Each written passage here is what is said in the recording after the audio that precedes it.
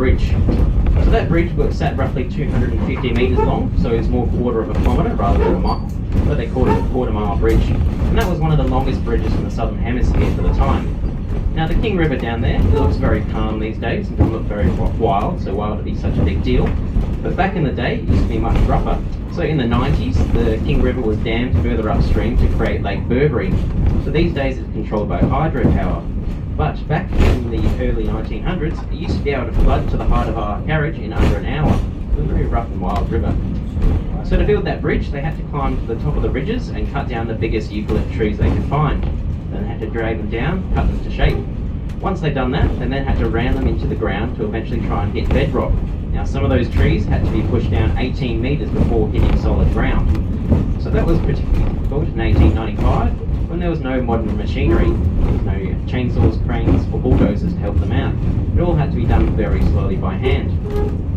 Now also every single cutting that we go past, and by cutting I mean where they've cut away the rock for the train to go through, was also done by hand. When they got here they realised most of the rock being slate and shale in nature was very brittle, and if they would use any explosives it would crumble down on top of them.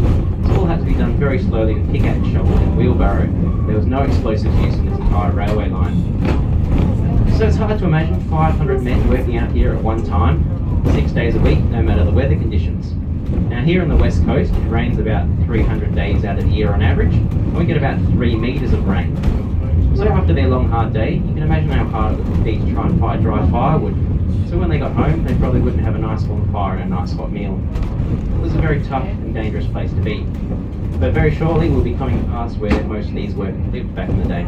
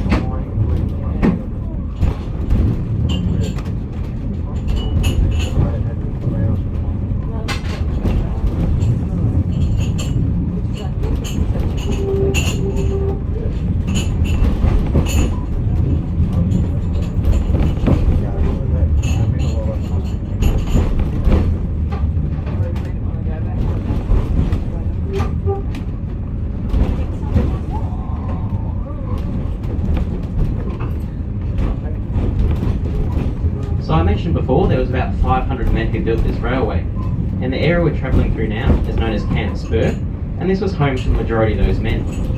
So of course, most of the time it wouldn't be a very nice place, always flooding and full of mud and muck. So most of the men tried to live as high up the ridge there as they could. And of course they didn't have very high standards, so most of them lived in little canvas tents or little wooden huts. So it wouldn't be very nice, but they had to do what they did to get food on their family's plate back on the mainland. Now to give you an example of how tough things were for these workers was when the very first locomotive arrived. So this was called Apt Loco number 1. It's built in Glasgow in 1896, but then put it in crates and Strahan. Once it arrived in Strahan, they put it on a boat and then put it up the river to roughly where we are now.